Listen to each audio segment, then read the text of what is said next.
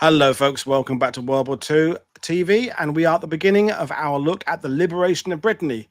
But perhaps the biggest significance to the area was the U-boats, the U-boat peril, the U-boat menace, and that's what we're here to talk about today. Their bases throughout Brittany and their impact on the war. My guest is naval historian Chris Sams. I'll bring him in now. Good evening, Chris. How are you today? I'm doing great, mate. How are you?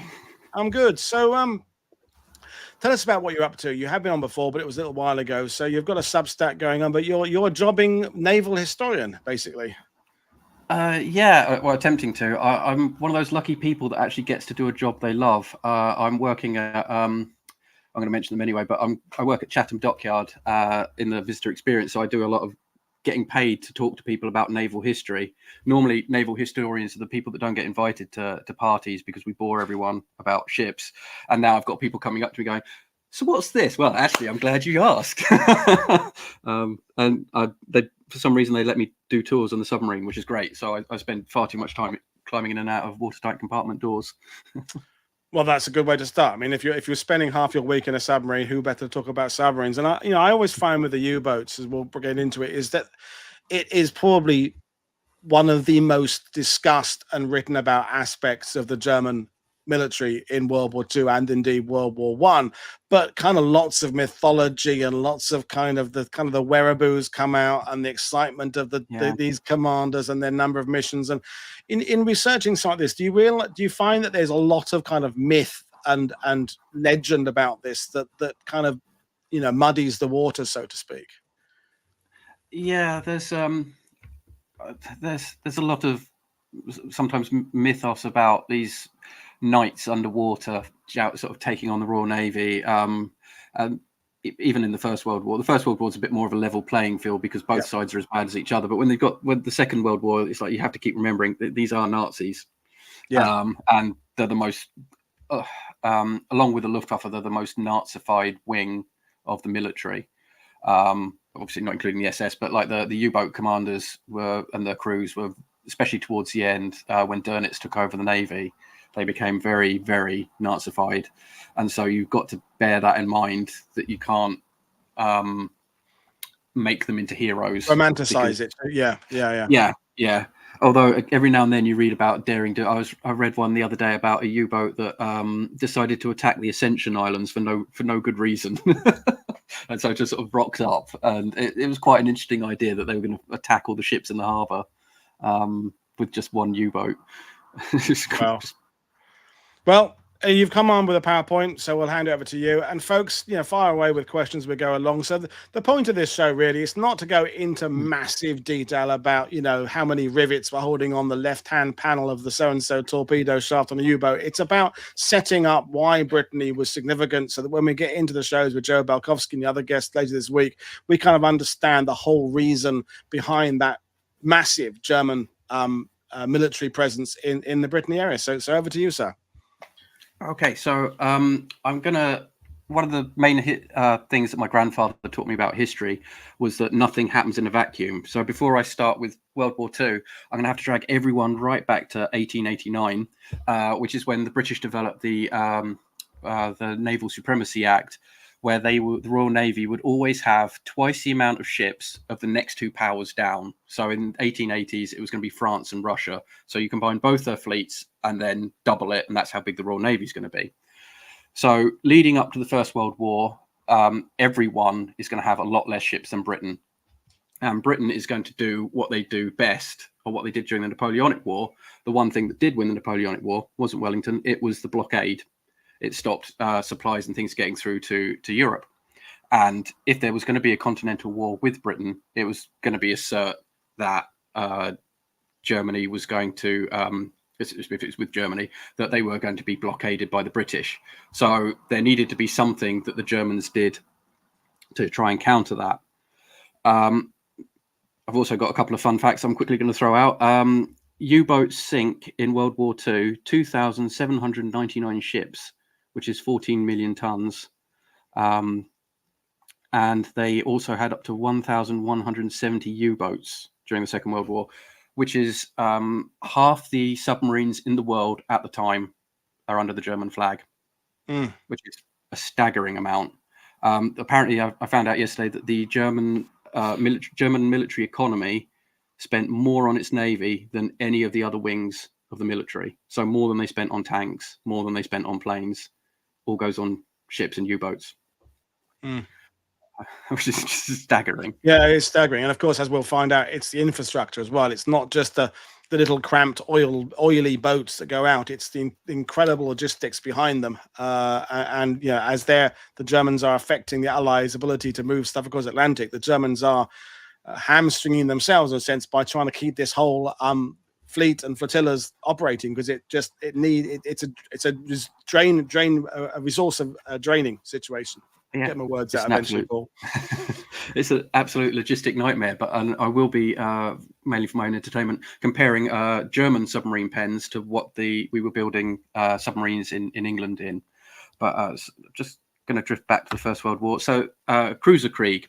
If anyone's poured any rum into me in a pub and asked me about what I study, this is what I always end up talking about. So in the First World War, again, this will be relevant to World War II, there were lots of cruisers abroad.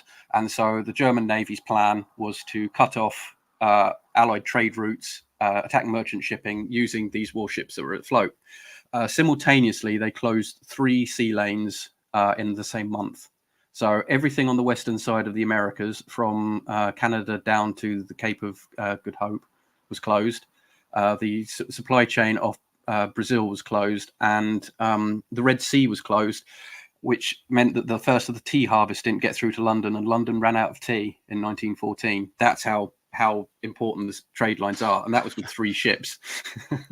That's serious stuff. And Britain's out of tea. That's like, that's emergency time. It's a hate crime. Yeah, it is. It's tea aside. Yeah, awful. Yeah. But to use cruisers, though, is a bit of a logistical nightmare, because you need to have ammunition, you need to have ports where you can repair them, and you need to be able to refuel them. And sort of by mid-1915, the cruiser war is over. The counter-blockade with cruisers isn't working anymore, and the British Royal Navy has pretty much closed up all the supply ships, German supply ships that were hiding and supplying the warships. So what is next for the German Navy? Well, they have these U-boats. So I won't go into the history of where the U-boats came before the First World War, only that before, when Tirpitz was expanding the Navy, he had no interest in submarines. But to be honest, no one did across the world. However, Krupp started building submarines for export until the German Navy eventually bought one, the U-1. It only had 1 torpedo tube. And they sort of thought, well, yeah, this is all right. So they ordered some more. And by the beginning of the First World War, they've got 48. They've got a massive fleet of dreadnoughts and battle cruisers, but 48 submarines. On the 5th of September 1914, Otto Hersing, who's in the bottom left-hand corner of the slide, he sinks HMS Pathfinder, which is the first ship to be sunk by a torpedo launched from a submarine. 2 weeks later, Otto Weddinger in the corner, he, as captain of U-9, sinks HMS Abaca Cressy and Hogue, which is the picture behind, in 40 minutes. So it's 1,415 sailors killed in 40 minutes. And everyone suddenly realized, crap, these submarines are really, really good. We could use these for anti-shipping. And so sort of through 1915, they start to experiment with them, and they have their first flirt with unrestricted U-boat warfare, which doesn't go well. Obviously, they sink the Lusitania, and then they sink the SS Adriatic, and they come up with a pledge to America. I think it's the Adriatic Pledge, saying we are not going to sink any more liners. We will go back to cruiser rules on a submarine. And the only reason they'd abandon cruiser rules is because the British had a habit of trying to ram a submarine. So it was leading to sort of unrelenting death. So they kind of abandoned it. But by 1917, the war is not going well for Germany at sea. They've had a bit of a run in at Jutland, and so they're not using the surface ships. So they turn back to submarines, and they estimate that if they can sink 600,000 tons of ships a month, that Britain will be out of the war in 6 months, because they know that Britain needs to bring supplies in. And as you can see on there, I've got the totals for the first first 4 months of the campaign. And in April, they've realised that Britain realises it's only got 6 weeks of grain left. That's how close it got. And then the British change tactics. We end up with convoys. We get dazzle paint, and then they start to lose more U-boats than they are sinking ships. So 1917 becomes very, very close. And this is where sort of the German Navy tacticians into war will come in. Just how's unrestricted U-boat warfare seen by the world? Well, not great. On the map on the right, I found the shaded areas are where they put in the post that that is where they will attack ships. So they're trying to avoid neutral sea lanes. But if you're around Great Britain, French coast, the Italian coast, you are open season. We will shoot first and ask questions later. And obviously that leads to hospital ships being sunk when they're clearly marked. You still get liners being sunk, and popular opinion around the world goes very, very badly. America, the gamble that they could knock Britain out of the war before America gets hacked off enough to send troops doesn't work. And then Brazil joins the war as well. And so basically Germany get a lot of bad press. We had a question for you, Chris, from Rachel Lance, who in herself knows a lot about submarines. Were they targeting any supply ships headed for Britain, or were they focused on any particular countries doing the shipping? Or was it kind of geographically based on shipping lanes? So originally it was anything under cruiser rules. It's anything under an Allied flag. So English, French, Russian. But then it started to be pretty much, when it got to unrestricted U-boat warfare, it was pretty much if you were in the marked area. I think the press release that they put out was, if you sail into this area, you are like walking into a battlefield. You wouldn't go for a summer walk across the Somme. You're not going to take a sail through this area. You will prepare that you may get sunk. So it did sort of become any flagged vessel. But then, to be fair, 2/3 of the world's ships were British flagged anyway, so they thought they were playing the odds. Okay, thanks. But just because everyone likes even more cool statistics about who's the most successful, here's the list of the most successful U-boat captains in the First World War and through to the Second World War, because some of them have never been beaten. Some scary numbers there: 195 ships at 458,000 odd tons. And that's just the top 5 or 6. And so, yeah, they were very, very, very effective. But moving away from the First World War, what happens after the First World War to U-boats? Well, they get rid of them all. Treaty of Versailles says U-boats are forbidden. You can't have them anymore. The picture is of the one that's laying out in the Medway estuary, just about a stone throw away from me. It's been laying since 1920. But yeah, most of them were scrapped. A few of them were taken as war prizes. The first Washington Naval Conference, Britain wants submarines banned because they suffered the most from them. Cannily, the French said no, and so submarines remained on the table. But lessons have been learnt from what happened in the First World War and how to go forward with different ideas.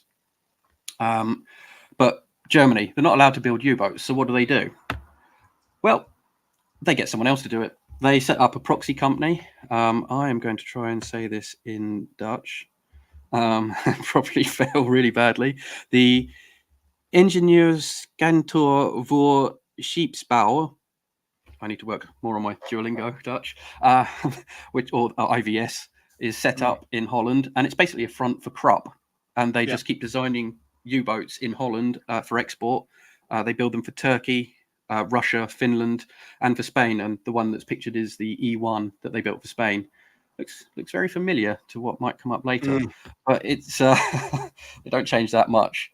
But it got out that this is what they were doing. Vice Admiral Lerman and the head of the German Navy, Hans Zenker, are both forced to resign, but yet they keep building them. So U-boats going into what happens with the German Navy in the 30s? Well, you get, again, a similar warship expansion plan. Hitler promises Raeder, the new head of the Navy, that they're not going to have war with Britain. France, maybe, but not Britain. They have no plans to attack Britain. And so Raeder is looking at the the Dunkirk class that the French have built, and sort of trying to plan to deal with that. And you have Plan Z, which is the plan for X-mini battleships, cruisers, larger cruisers, Bismarck class, and then 2 bigger than that. Obviously, that doesn't come to pass because the war starts earlier than they're ready for. But they are looking again at this idea of counter-blockade.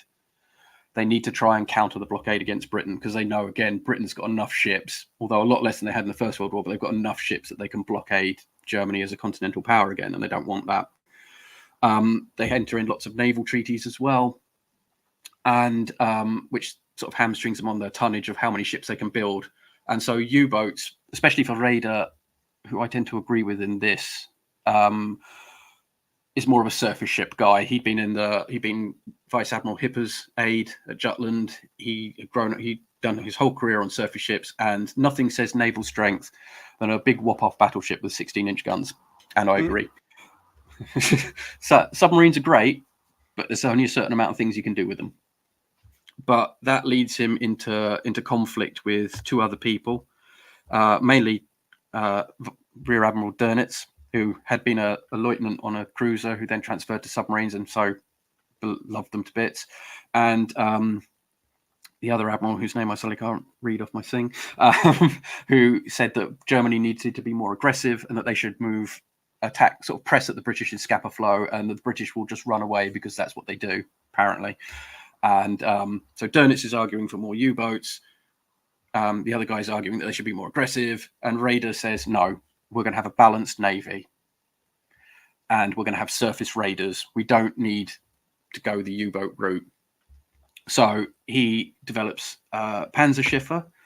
You end up with, and all his warships are to be designed to be able to be at sea for long periods of time. So they don't necessarily need the logistics that like Von Spey's squadron or the other squadrons of the First World War suffered with, that they constantly needed to fuel up. The Deutschland class Panzerschiffe would have enough fuel to stay at sea for long periods of time. You're less likely to commit friendly fire. You're not going to get in each other's way, as submarines tend to, which I'll come to in a bit. And also, you're less likely to sink a neutral ship because you can do the cruiser rules where you fire a shell at them and say, "Oi, stop." And usually the people stop. So surface ships are a good idea. They're a much better idea than having a whole fleet of submarines. But how effective are they? And this is the problem for the German Navy, and which is why they're going to end up heading for submarines. It doesn't go well. The most effective is the Scheer. That was at sea from October 39 till March 1940. Sails 46,000 miles. Gets as far as the Seychelles. It only sinks 17 ships in like 4 or 5 months. The Graf Spee, which leaves in August 39, manages to sink 9 ships in 3 months. And the other sister, the Deutschland, only gets 2. You get a major operation in Operation Berlin. The battleships Scharnhorst and Gneisenau go out, and they sink 22 merchant ships in 2 months. These figures sound, and then the next big operation is Rheinebung, and we all know what happens to Bismarck. It does not go well. And by sort of mid-1941, the British have wound up all the supply ships. So surface ships are not going to win the war. They're burning it. I think Germany's biggest problem is they don't have a lot of fuel to waste. And sailing 49,000 miles, great, but you're not achieving anything with it. You need to be able to go out and do stuff. U-boats then have another slight problem, the torpedo crisis in 1940. They discovered during the Battle of Narvik that when HMS Warspite entered the fjord, a U-boat fired 2 torpedoes which hit Warspite. Neither of them went off. When Preen sank the Royal Oak, he put a large amount of torpedoes into her because half of them didn't go off. Apparently corners were cut in the torpedo design department, and lots of, "Dad, don't worry, it'll be fine." Turns out it wasn't fine. And so they had to stop U-boat usage because their torpedoes weren't working through 1940. And it was only because they captured Chatham-built HMS Seal and took one of our Mark 8 torpedoes apart that they found what they were doing wrong. So it took time for them to sort this out. And Dönitz has to call for a massive investigation. A couple of people go to prison for it for 6 months. and it's not going well. And it's fascinating, Chris, that Germany are having torpedo problems because the US and the Allies are having torpedo problems as well throughout most of World War II. Ironic that, because in the movies they seem such a kind of flawless system. Fire torpedo. You see the model filmed in a bathtub, and you see the little bubbles go off, and the ship gets sunk, and yet all sides were struggling with the tech behind it, weren't they? Yeah, and it's just. It's still sort of a new idea in a way. I mean, they kind of came around in the 19th century, and then I think they kind of had a good idea how they worked through the First World War, but then they were trying new things. They wanted to have them to be magnetic rather than just point of contact. I mean, even post-war, we had a type of torpedo that was on the Ocelot that had a cable that came back to the submarine, and the torpedo officer could change the course of the torpedo. So if your target moves, problem was the cable could sometimes snap early, and the torpedo would just go off in a straight line, or the torpedo wouldn't snap, pull tight, and then come back at the submarine that fired it. So this is a continual problem. Well, and Rachel Lance, who is a ballistics expert, is reminding us that dud rates for some types of military munitions are still as high as 50%, especially cluster munitions. So it's obviously something that's still an ongoing problem of detonation and what have you. Rachel, we will bring you back on at some point to talk all about ballistics and all that stuff, blasts and anyway. But before we move on, Chris, we have a couple of questions about that kind of interwar period. I think, like I said at the beginning, we focus on what you were saying, that the Germans doing the rebuilding, albeit by cheating and having it made in the Netherlands. But connected to the U-boat story is, of course, what the British are doing as well. So the two questions we had for you were, Mad Cat is saying, weren't the British the leaders in anti-submarine warfare in both world wars? So forgetting Second World War for the time being, what were the Germans aware as they're developing U-boats, or indeed their combined arms approach to this, so surface and underwater? What are the Germans aware of what the British are doing since the First World War in terms of anti-submarine warfare?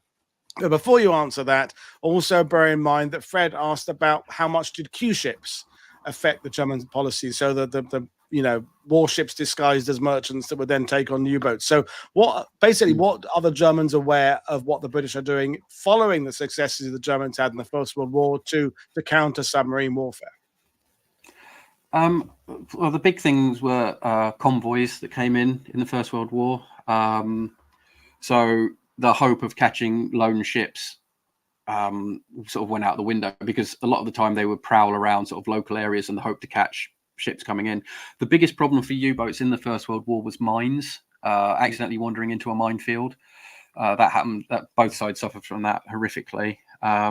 They also had the Otranto barrage and they had one in the Channel as well, which is basically just fishing nets with mines attached to it. So as the U-boat goes through, it pulls the net down and it brings the mine down on top of the U-boat.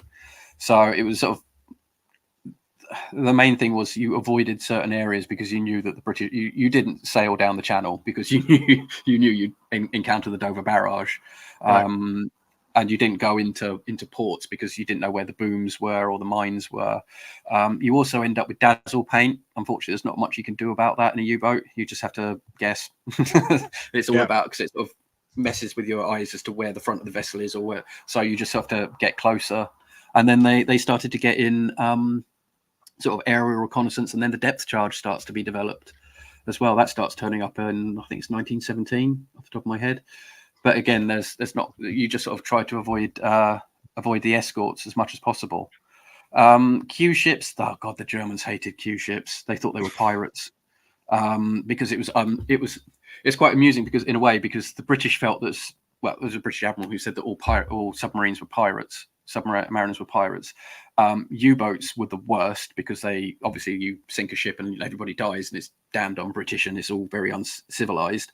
Well, the Germans thought the Q-ships were the same because they're pretending to be something they're not, and then we come up to the surface and then you sink us and this is awful. So, but it's okay if we do it though. That's trickery is okay if we're being the tricksters. It's the enemy being the tricksters that's bad form, isn't it? The Allies doing deceptive practices, that's fine. It's when the enemy do it that's not so fine. That's the paradox of life. It flips the other way as well. It's like, how dare you sink our submarines this way? yeah. But I think the general thing, this is going to come up in the Battle of the Atlantic as well, is that the Germans, you never get a sort of a training thing and go, all right, lads, this is how we deal with this situation, and it goes out to everyone. With the Germans, not just in the Navy, but the Luftwaffe as well, it's like one captain will say, oh yeah, I had a situation like that, and I dealt with it this way, and another captain will go, oh yeah, cool, we might try that. And it's kind of word of mouth how things get spread around.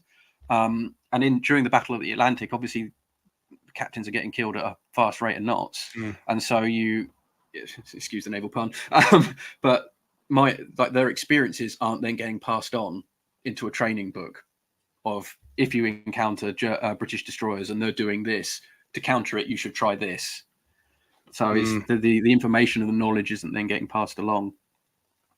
We should mention before we move on that dazzle camouflage, to my best of my knowledge, someone will correct me, is the only type of camouflage to inspire a pop album. OMD, Orchestral Maneuvers in the Dark, their fourth album was Dazzle Ships. I remember getting that back in, I was 14 years old, back in 1983. So I remember telling my mum and dad about the origin of camouflage on ships. That was pretending I wasn't just by listening to it for the music. I was pretending it was part of my education, is understanding camouflage. But there we are. Random thought from Woody's childhood there. But back to you, Chris. There's that picture of Taylor Swift as well, apparently. In the Taylor Swift with the U-boat dazzling camouflage. Yeah, that's the meme. Yeah, great one. I can't see her. Apparently, she's in the picture. I just can't see her. Yeah, it says disembodied head. Yeah, but you can see it. But you just don't know where she is or which direction she's facing. And if you haven't seen this meme, folks, you have no idea what we're talking about. But yeah, never mind. It's a classic World War II TV rabbit hole. I'll post it on Twitter later. Yeah. All right, but just before I get to the proper meat of it, I'm just going to briefly talk about RAF raids. And yes, I do love Taylor Swift, Alina. This helps to get towards the U-boat pens. Yeah. So at the beginning of the Second World War, I don't know, it's probably been mentioned before on the channel that the RAF aren't allowed to bomb the Ruhr or the industrial heartline because civilians might get killed. So that only leaves the German Navy as a target.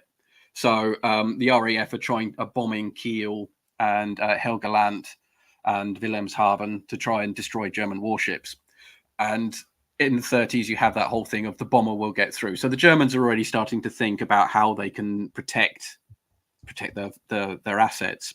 For example, Brest becomes the most bombed place in Europe through 1941. Just because Scharnhorst and Gneisenau there. In the slide, this is one of the early Halifax raids. I believe Scharnhorst and Gneisenau are on the left-hand side in the docks under the smoke screen. They just literally spent 6 months trying to sink them. And it's not just damaging to the vessels. You're also pulling off, because when they do damage the vessel, you have to pull in naval workers to come and repair the ships. So those men aren't then available to help with the U-boat arm. To deal, and Dönitz gets really angry about it. You also get people like the VC winning flying officer Kenneth Campbell, who comes in on the deck and puts a torpedo into the side of Gneisenau before getting shot to pieces. So these ports are really quite vulnerable to air attack. So we get these. These are some of the U-boat pens. But firstly, why are they building U-boat pens in France? Surely the U-boat bases should be in Germany. Well, if you build them in France, your ships are now 450 miles closer to the battle zone, because all the boats based in Germany and Norway have to sail around Scotland and then come down into the North Atlantic. If you build them on the Bay of Biscay, you save a hell of a lot of time and a hell of a lot of fuel, and you end up doubling the amount of U-boats you've got available, because much like aircraft, you can only have a certain percentage active. So you've got like 1/3 of them is on patrol, 1/3 of them is transiting backwards and forwards, and 1/3 of them is in the shop being refitted, repaired, getting ready for the next go. But suddenly, if you're 450 miles closer and it only takes you about a week to get to the North Atlantic instead of 2, you can have more boats available, which really does help. You can now also attack further west. You get U-boats rocking up in the Caribbean, attempting to take the Battle of the Atlantic there. You get U-boats off the Cape of Good Hope. They're going all the way down there. They do have supply ships down there as well. And you also get the monsoon grouper, who sail all the way to the Pacific, and they're based in Malaya. It's just crazy. The closer you are to the combat area, though, means you could be a lot more effective. This is the Monsoon group is mostly Mark 9s. They first built, as I said, because of the bombing. They start building these in Kiel in early 1940. But when obviously Germany trounces Norway and then France, they start building them elsewhere. Norway, they have some problems because the Norwegians aren't too keen on building them, but the French seem quite happy to help them. And it's easier to build them in France. In Norway, they've got to carve them out of the granite and things, whereas in France, they've already got facilities to do it. And so they send the Org Todd down there. These are voluntary workers rather than the workers they sent to Norway to help build these things. And even though they get disrupted by RAF bombings from time to time, they do really well. Well, there's several types of buildings. You've got covered locks, which basically concrete structures over the current locks, so they can move the U-boats from sea level up into the giant megaliths that they've got. Construction bunkers, obviously for building U-boats, fitting out bunkers to get them ready for commissioning, and then shelters for operational boats and dry docks for repairs and resupply. They are impenetrable to standard ordnance dropped by the RAF. That's why they're still there in France. It's not until mid-1944 when the tall boy comes along that U-boat bunkers can be disrupted. They are impenetrable. What have we got? Brest, the RAF pretty much leave them alone. The town's mostly destroyed already, and they surrender in September 1944 to the US because they're completely cut off. The Americans were going to blow them up, but there was a hospital nearby, and they figured out the amount of explosives they needed to destroy these structures would destroy the hospital as well. La Rochelle and La Palais, they started building those in April 41, and they're ready by October. And then they were due for expansion in 44. Lorient is built in June 1940. Dönitz turns up, sending engineers as well. And they look at how they're going to expand the entire port. The first U-boat off the Bay of Biscay and in Brittany was on the 7th of July that year, and it was resupplied and then off again a week later. The first enclosed pens were begun in November 1940 on the banks of the River Scorff, next to the arsenal, apparently. And the plan was it would be large enough for Mark 9 U-boats, but the channels silt up really quickly. And so they easily and the ground is too soft for the heavy structures. So they then decide to build a new one, the K1 installation. And here goes my French pronunciation, of the Étang de Camelo branch. Étang de, yep. That one, yep. Which they began in November 41. And it's going to be 5 enclosed bays. And that's finished, built in November 40 and finished in September 41. Then you get the K2, which is a second set of bays, and that's finished in December 41. Neither K1 or K2 are suitable for short stays because they're an arse to get to, basically. They've got really complicated locks. So if you needed just to go in, have a quick refit and go back out again, they're of no use. So they built K3, which has got 7 double-sided bays. And then in the summer of 43, you get extensions to K1 and K2. These are all laid out, but they're never built. And the base, as I said, they're pretty impenetrable to bombing. However, the RAF do drop 500 high explosive bombs and 60,000 incendiaries, but not on the base. They destroy the town instead because it's easier. You will disrupt works if you destroy the town because the workers won't be turning up. I mean, it's awful, but if you can't destroy that, just destroy everything else, and then it won't work.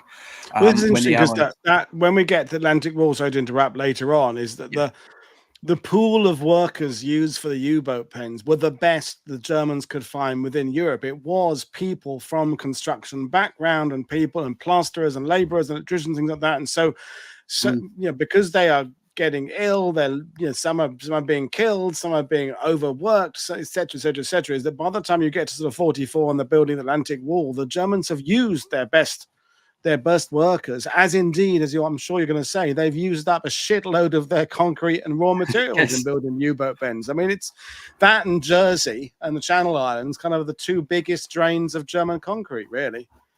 Oh, absolutely. I mean, the resources and logistics needed is absolutely immense. But this is going to protect the U-boats are going to win the war for them against Britain. It's all they've got. obviously sea lion's not going to happen. It was never going to happen in the first place. But if you want to destroy Britain, Britain can't survive without its supplies coming in from across the sea. So, and they've got those pesky bombers that keep coming over and destroying stuff. So if we build these, I mean, they're still there. They're totally unscratched. These permanent megaliths, no one can touch them. Then our U-boats will be safe. And then we can turn them around, send them back out. And then this will help us win the war. So it's kind of spend money to make money in a way. This will help them win as far as the naval planning goes. And just for a fun fact, the last U-boat to leave Brittany was 80 years ago tomorrow. It was the U-853, leaves for Norway on August 27th. This next slide is mainly to amuse me. But meanwhile, in Britain, we were building submarines in this. This is slips 5, 6, and 7 at Chatham Dockyard, where S-class and T-class submarines are being built. This was built in 1848. It's made of corrugated iron. It's the first building to have in the country to have an iron structure. It leaks when it rains, and it's not bomb-proof, but it's still there. But there's a lesson there somewhere. I'm not sure what it is, but there's definitely a lesson there. But I just thought I'd do a comparison between these great. This is what the Germans are. The amount of resources and money the Germans are putting into defending their submarines, and this is what we're using. But to be fair, we're using Halifax and Lancasters, and they're dropping stuff with Heinkel still. But right, so combating the U-boat menace. I'm not going to rehash the Battle of the Atlantic because we'll be here for the rest of the night. But you end up with changes in tactics. Escort numbers, better equipment, sonar gets much better, breaking the Enigma codes to figure out where the wolf packs are in advance, and mainly air power just becomes the U-boat's enemy, and they're just being destroyed out in the field. Also, you get the Bay of Biscay. Now, if you can't destroy the U-boats while they're in base in Brittany, hit them when they're in transit, because they've got to come through the Bay of Biscay. It's the only way to the ports. So you end up with Coastal Command coming in and attacking them. You also have Royal Navy hunter-killer patrols going out looking for them, and they catch quite a large amount. The air-to-surface vessel sonar equipment gets better because before, every time an aircraft used it, the U-boat could hear a ping and realize that they're being targeted. You also have some more scary statistics. In 1942, the Allies lose 8 million tons of ships, apparently, and they replace 7 million of them. So what the U-boats are doing, I mean, they sink 1,660. Oh, sorry, the Allies lose 1,664 ships. 1,160 of them are by the U-boats in 1942, and they're all replaced. You know, they're not making a dent. You know, that's a scary figure. 1,160. That's about 100 a month, and it doesn't stop new ships coming along.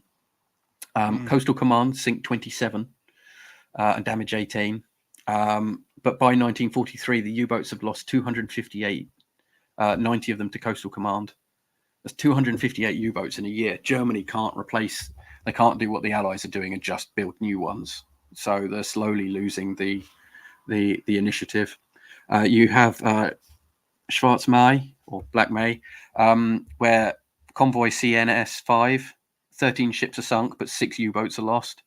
And then SC 130, three more U-boats are sunk for no kills. And Dönitz declares in May 1943, Battle of the Atlantic's over, lads. We're not going to win.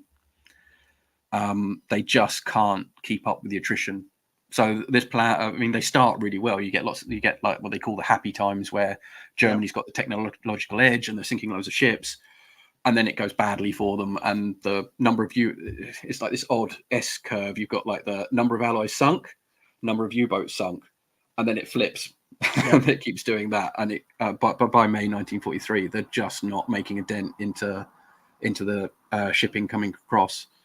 I saw a talk at We Have Ways a couple of years ago where one learned gentleman said that looking at the statistics, this is the amount of ships that cross the Atlantic. This is the amount that was sunk by the Germans. Here's a percentage. They shouldn't have bothered. It was just a waste of time. It did absolutely nothing. But that's with hindsight.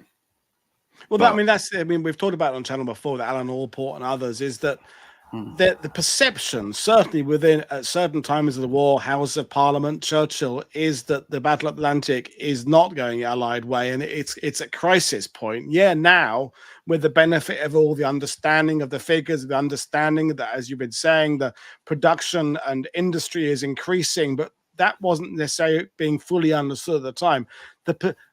Whether a threat is there or not, if it's a perceived threat, policies, decisions are taken because of it, aren't there? And clearly within the British government, the American government, there are decisions being made at the heart of war planning because of the fear of the Battle of the Atlantic and the crisis, the perceived crisis.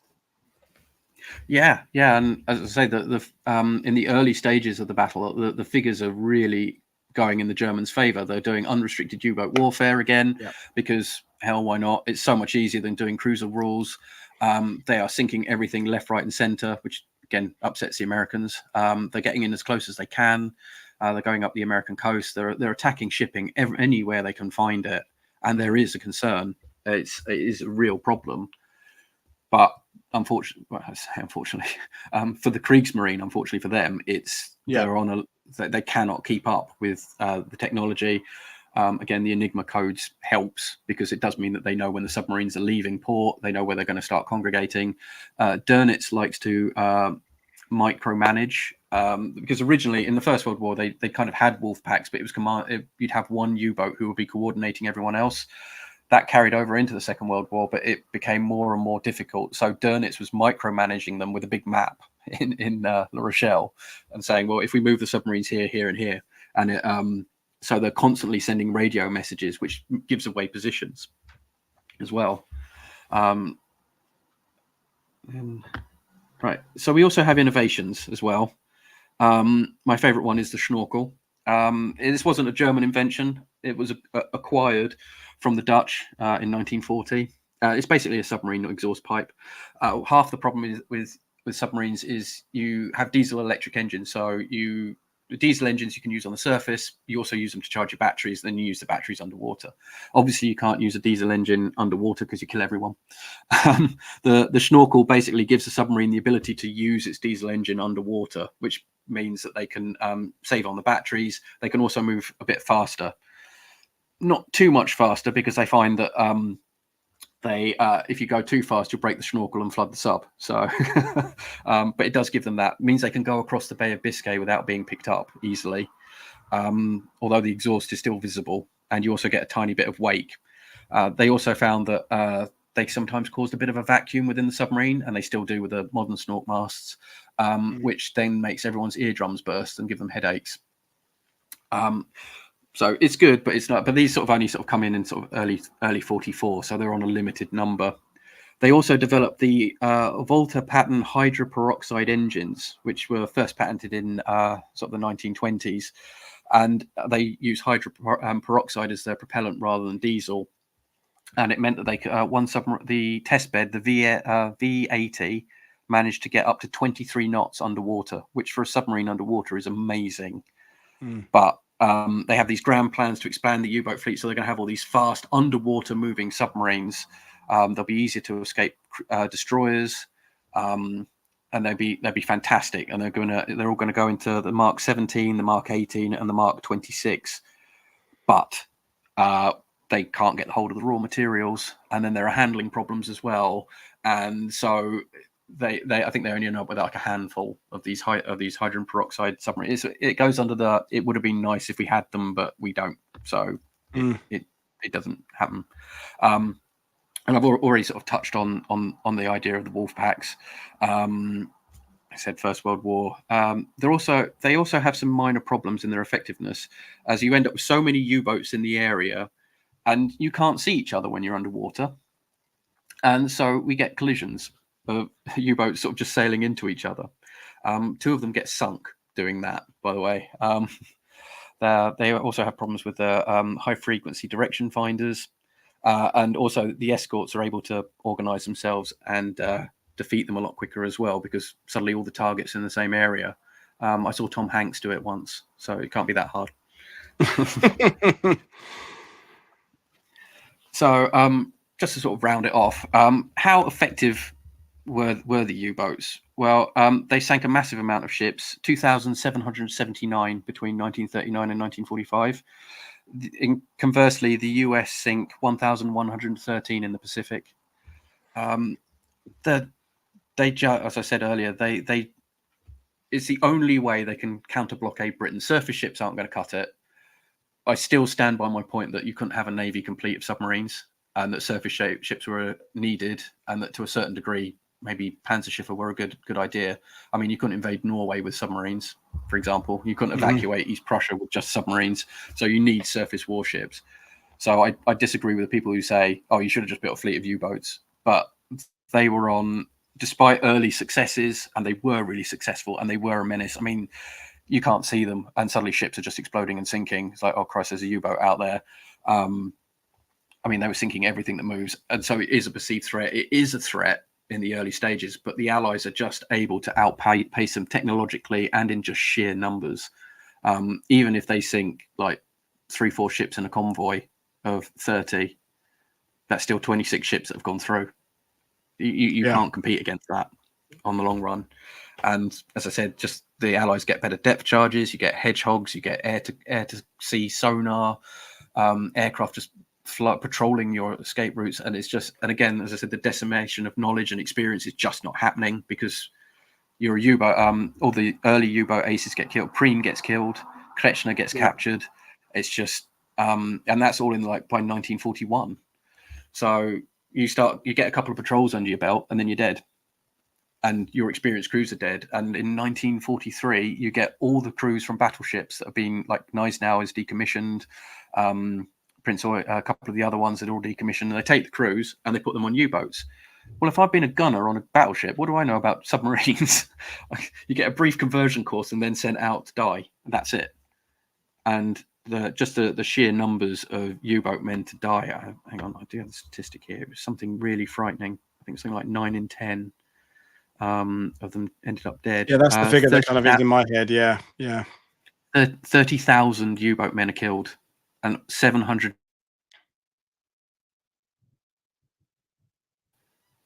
That's 6,000 men. Cool. Yeah. Your internet went a bit iffy there, Chris. Can you repeat the statistics? Right. Oh, yeah. Sorry. It was 30,000 U-boat men killed, 788 boats lost. So that's 6,000 men average a year dead, which is just a terrifying figure. And ultimately for no gain, with hindsight, for no gain whatsoever. But as we say, they were perceived as a menace. And the only evidence of them is still these great big U-boat pens in France that you can go and visit. Not Brest, because the French military will arrest you, but all the others, do feel free to go and have a look. I understand they're absolutely amazing. And they did actually use the real ones for Das Boot and Indiana Jones.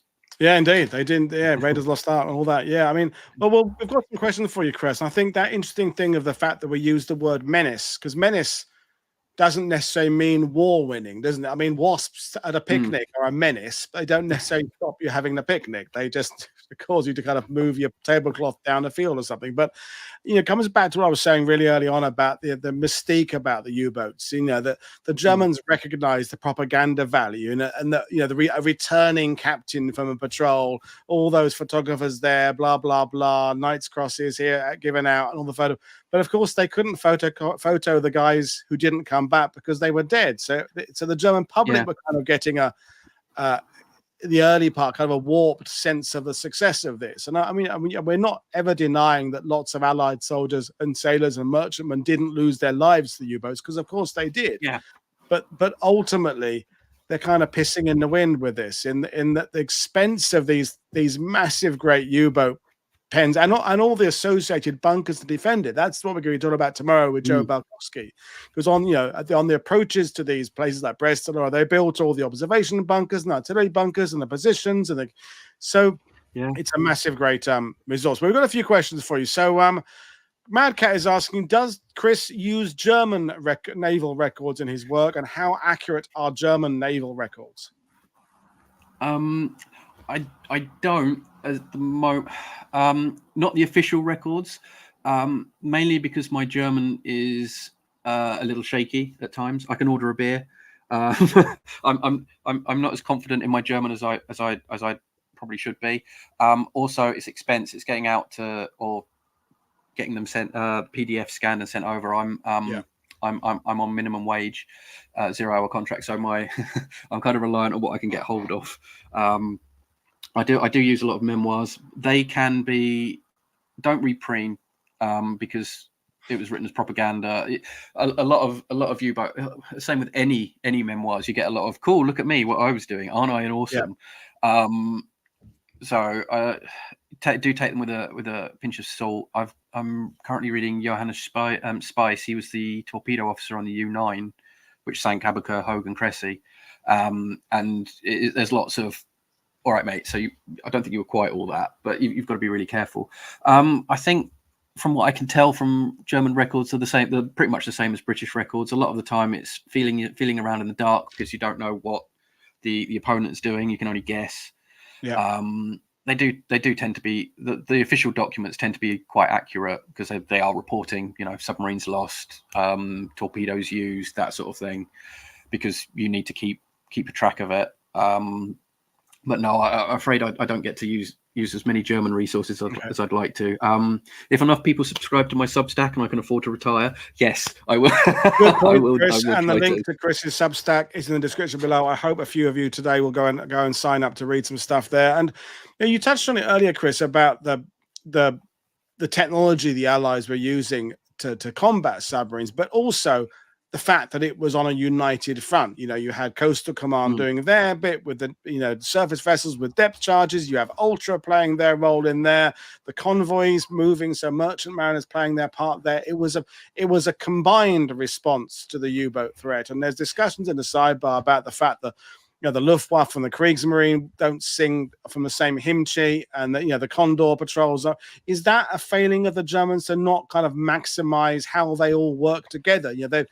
The U-boats in of themselves can be an asset, but they're not being used correctly with a combined offensive stroke defensive. Does that make sense? Yeah, I disagree with that, because the Battle of the Bay of Biscay is a massive air operation. The Luftwaffe put in a lot of resources to fight Coastal Command. They've got Junker 88 heavy fighters going up, Dornier 17, Dornier 217s have been modified. They're hunting for Coastal Command aircraft. They're doing what they can within the range that they can. Okay. They can't affect the air gap out in the Atlantic because they've got no way to get that far. They are doing what the Luftwaffe do what they can to defend the bay, and also the anti-aircraft guns are all Luftwaffe as well. So I don't want to be pedantic, but yeah, the Luftwaffe are defending the U-boat pens too. It's just difficult to tie it in with the army. I mean, as well with the Luftwaffe, because going back to my university dissertation, the Luftwaffe are used by people who don't understand what an air force is. They're using it to at the front, because that's where the front is, and that's where you need the aircraft to cover the army. You don't need them to cover the navy as such. That's over there. We're on the Russian front. We need right. Heinkels, we need Stukas. We need to be doing that. Why are we sending aircraft to? So, and they've only got a limited number. So if you're building planes, you want them for the front, less for the rear. But the Luftwaffe are doing, Luftflotte 3, who's in France, are doing what they can with what they've got to defend what they can. And most of the night fighter defense is in the Kammhuber line defending Germany. So again, that's Luftflotte Reich, Luftflotte 3. They've kind of got scraps, because again, the priorities of the Oberkommando Wehrmacht is defend Germany, defend the front, then everyone else. So the Luftwaffe are trying. It's just with the limited resources. But yeah, it becomes quite a bloody air war over Biscay. Quite a lot. It all comes down to resources, isn't it? So, a couple of points, and I've got a couple of questions. So Sheldrake made the point in response to what you said earlier. It was in Churchill's interest to depict the U-boat menace as existential, and I don't disagree with that. Churchill is using it unity purposes and to get people to work hard in the factory, things like that. And as much as the success of the Allies to combat the U-boats, Sean is saying that considerable Allied resources were spent on convoy escorts, long-range aircraft, or anti-U-boat patrols. Yeah. Even if the Allies could replace the shipping sunk, of course it is a drain on their resources. But then everything that the Allies are doing is a drain on their resources. But as the war goes on, the drains shift from being more on the Allied side to the German side. And I'm never going to say the Allies have plentiful supplies of everything by the end of the war, but certainly come late 43, 44, it's starting to get easier for the Allies to fight in multiple theaters and maintain that supply train that they need. So that's a good point then, Sean. But a question from Scott, I hope you understand this. I don't understand this one particularly because it's technical stuff. Can Chris talk about the usefulness of the rotary wing kites towed by U-boats as aerial observational platforms? I'm going to wheel out my stock answer to that with, that's a very good question. I don't have my notes to hand. I will look it up. I'm sorry, I don't know. I didn't know. That's a project for later on, a Substack article in the future for you. Yes, I'll look that one up. And Andreas is saying, do you have an opinion on the Type 21 coming earlier in the war? Would that have been a game changer? So the Germans' U-boats would... Could they have had a tech that would have made the difference, or was it always doomed to failure? I think the hydrogen peroxide engines would have been quite handy. The ability to move 23 knots underwater rather than the 10 would be quite good. I try to avoid what ifs because it kind of leads you down a rabbit hole away from what was. I mean the later Mark U-boats were fantastic, and they were a lovely piece of kit. And they've inspired a lot of submarine designs, including British submarines like the O-class post-war. One of them did sink with a faulty toilet. So that's always a pub quiz question, isn't it? What's the sinking? Whichever U-boat it was, that's always a pub. I've had that one in lots of pub quizzes. What was the cause of the sinking of whatever it was? And it was a faulty toilet, wasn't it? I remember that one from my pub quiz days. Bizarrely. But yeah, I think because they had more torpedo, I think they had more torpedo tubes. They were faster. Again, they would have made the difference. But again, I think it's just by 43, it's just the sheer number. I mean, you're able to build a Liberty ship in 6 months. Yeah, and the Germans can't match that. So the minute you lose a later Mark U-boat, you don't know when you're going to get another one, and you lose the crew and all the experience. And it's again, it's like if you'd had 262s in the Battle of Britain or 41 or 42, would Messerschmitt 262 have made the difference in the air war? It's like, yeah, but it would have also affected so many other things. I'm always hesitant with the what ifs. I think and they didn't anyway. I mean, there was a comment on one of my shows a couple of days ago saying if the Germans had 3 more Panzer divisions in North Africa, they would have beaten the Allies. Well, they didn't though, did they? I mean, so no. if the British had another couple of battalions of paratroopers at Arnhem Bridge, they may have held the bridge longer, but they didn't though. So they're fascinating questions, but ultimately they kind of don't go anywhere. Great question from Rachel. And talking about the memoirs there, how many of the memoirs discuss how terrified the U-boat crews must have been toward the end of the war? Were they honest about this? And again, the memoirs of all the early times when they're going out there and sinking a dozen ships, and they don't even spill their ersatz coffee, and they go back home to Knights Crosses and flowers and parades. But it wasn't like that by the second part of the war, was it? Did they talk about that? I mean, with the historiography as well, sort of the end of the First World War, because no one was the bad guy as such, because ultimately everyone's as bad as each other. You get lots of captains writing their memoirs and saying, "Cool, look what we did, and I did this," and fantastic. With the Second World War, you get a lot of men who want to distance themselves from the politics, and then you get a lot of the crewmen. You get a lot of crewmen writing and saying, "God, that was awful, and we were made to do this, and it was awful, and we almost died." The most famous one is Das Boot, not the movie, the original book, which was written. It's certainly a fiction. Parts of it are fictionalized, but it is also sort of sticks close to the guy's own experiences on a submarine, and the terror of listening to destroyers going over, because you can hear the propellers, and it's like hearing the depth charges going and then counting to see how close they're going to be. And so yeah, you post Second World War historiographically, you do get lots of, oh god, that was awful. You get the same with the army, with like that Guy Sayers book, talking about how awful it was being an infantryman. So yeah, you do get lots of non-commissioned officers and crewmen saying, God, that was awful. You don't get so many officers because they're trying to distance themselves from the whole thing. Other than Dönitz, who is a particularly vile person. But yeah.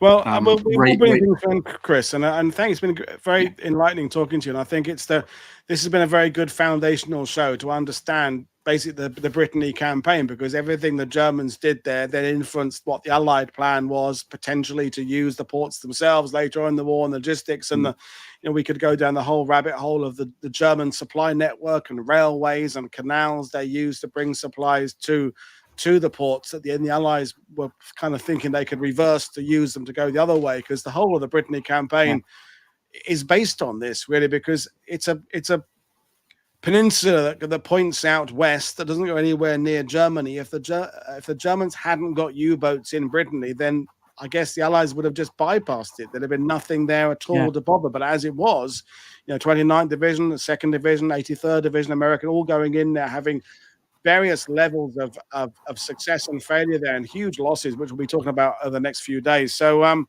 there you are. But what's next for you, Chris? I mean, any more projects in the pipeline apart from Substack? I'm still trying to write. I've got a couple of book ideas that I'm trying to throw together. It's just sort of getting time and figuring out exactly what I want to do. I keep getting distracted by shiny subjects and wanting to run off and do those. But at the moment, I'm helping Alina with her Uprising 44 podcast. So that's keeping me quite busy as well. Good. Well, Chris, it's been great talking to you. So, folks, Joe Balkowski is on tomorrow talking about Brest from the point of view of the 29th Division. We've got shows later on about 141 Royal Armoured Corps. We've got shows about the 83rd Division. Ronan is talking about the 2nd Division defences of Brest. So that's all coming up later on. I will reschedule the show that was postponed this morning with Patrick Bishop. In the meantime, check out my guests' links, their podcasts, their websites, their books, their writing, their Substacks. Click like and subscribe. This is Paul Woodadge for World War II TV saying I will see you all again tomorrow. Cheers, everybody. Bye.